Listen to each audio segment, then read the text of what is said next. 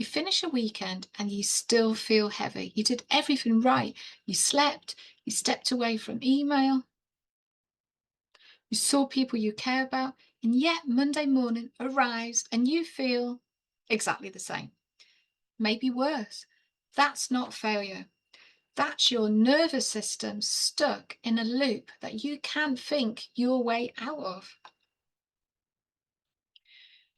You live in a world that rewards output. You're here, there, everywhere, decisions stacked on decisions. And at the end of it, you're told to go and have a rest. Take a weekend, switch off, sleep some more. But here is what nobody tells you. Your nervous system doesn't clock out just because you do. I mean, think about it. You lie down on a Saturday afternoon, your body is still, but your mind is still circling. It's replaying Tuesday's meeting, it's anticipating next Wednesday's presentation. You're not really resting, you're idling at high rev, and you wake up Monday feeling like you never stopped because in your system, you didn't. I call this mental fullness. It's that sensation where there's no room left inside your head. Every input feels like an intrusion into you. Even a text message from somebody can tip you over the edge. And I want you to know it's not a character flaw, it's actually a physiological state. Basically, your nervous system has two main settings. You've got the accelerator, and that's designed for short bursts, deadlines, presentations, crises. And then you've got the brake, and that's what's bring you right back down.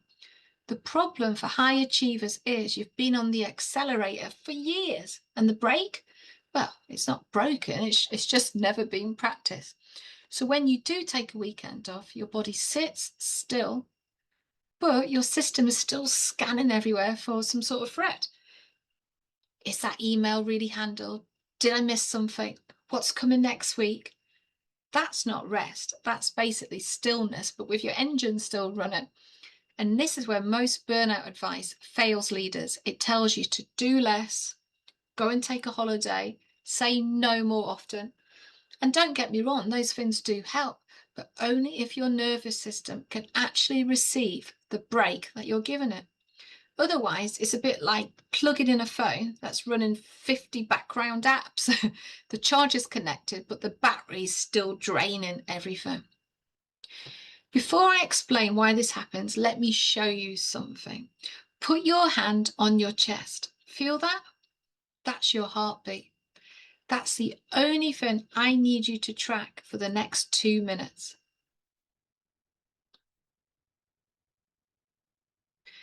So what's actually happening in your body when you feel like this? Your nervous system has something called the vagus nerve, and it runs from your brainstem down through your chest and into your gut.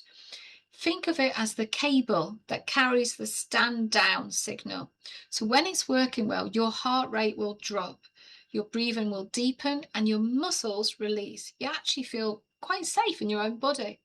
But when you've been in high output mode for months or even years, that signal starts to get quite weak. And it's not because anything's damaged inside of you, it's just because it's undertrained. So you know how you can build a muscle at the gym? It's sort of like the same principle. So regulation is the same thing. It's actually something that you have to practice.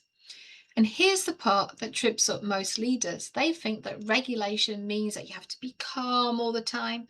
It doesn't. Regulation means your system can move between states.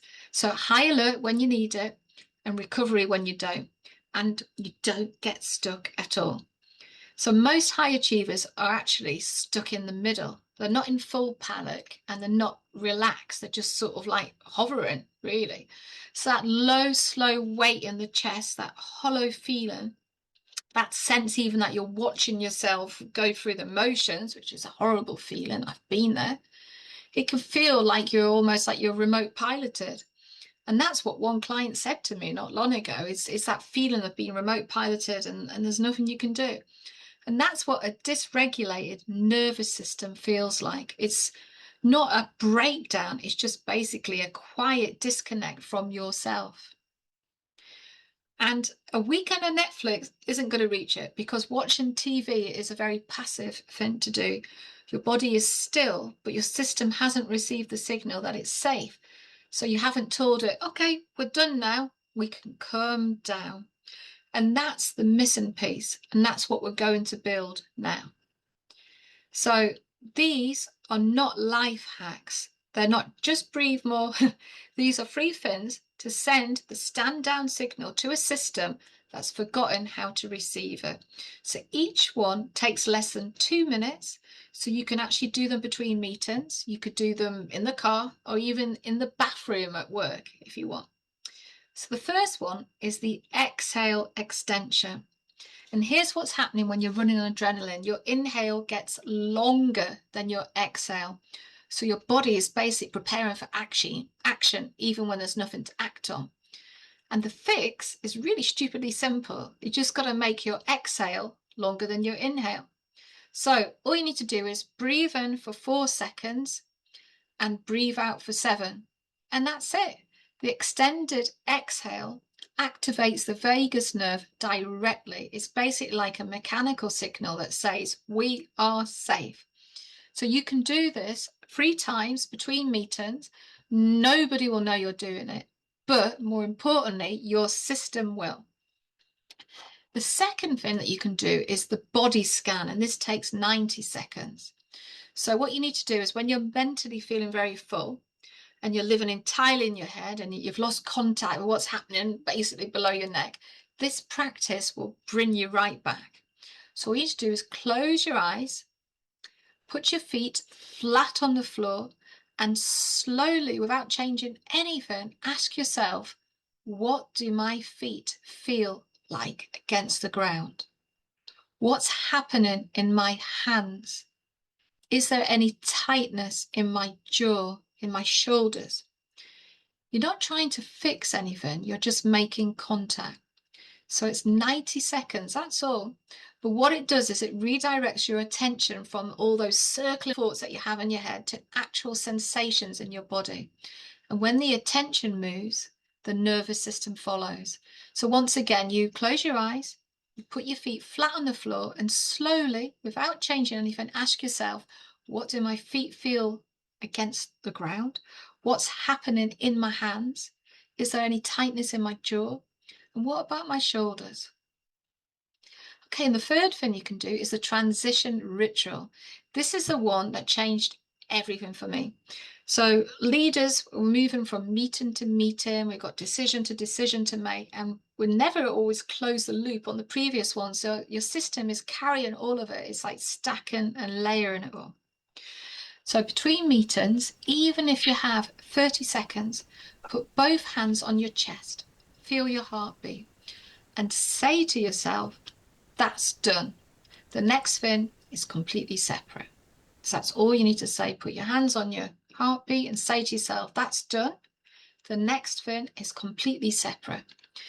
It sounds too simple to work, but you're not trying to convince your mind. You're actually speaking to your body. And your body responds to rhythm and repetition. So close that loop, start fresh every single time.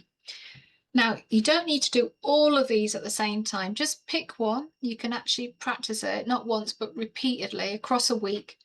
Because at the end of the day, your confidence, it doesn't rush, it responds. And so does your nervous system.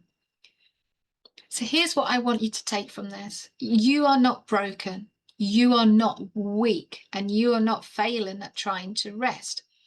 Your system has been in high gear for so long that it's forgotten the road to come back down. And that road does exist. It's just not paved with more time off. It's actually paved with small, repeated signals that tell your body, we're safe now, we can come down. You see, steadiness is a felt thing. You can't think your way into it. You have to actually practice it. Somatic regulation is sending the signal through your body, not your thoughts. That's the skill. And like any skill, it will build with repetition. So I want to hear from you. What does mental fullness feel like in your body? For some people, it could be like tightness across the chest. For others, it could be like a really hollow, disconnected feeling. For me, it was like being remote piloted, like watching myself move through a life I was too drained to feel. So drop it in the comments. I read every single one of the comments. And if this landed with you, if you recognize yourself in any of what I've described today, I've put together something called the Reset and Rise Toolkit. It's a free download with practical exercises, and it will help you regulate between all the chaos. So the link's in the description. You can type toolkit in the comments and I'll send it to you. And like I always say, just stay steady, like steady Eddie. And you've been running so long, you forgot the road back existed, but it does.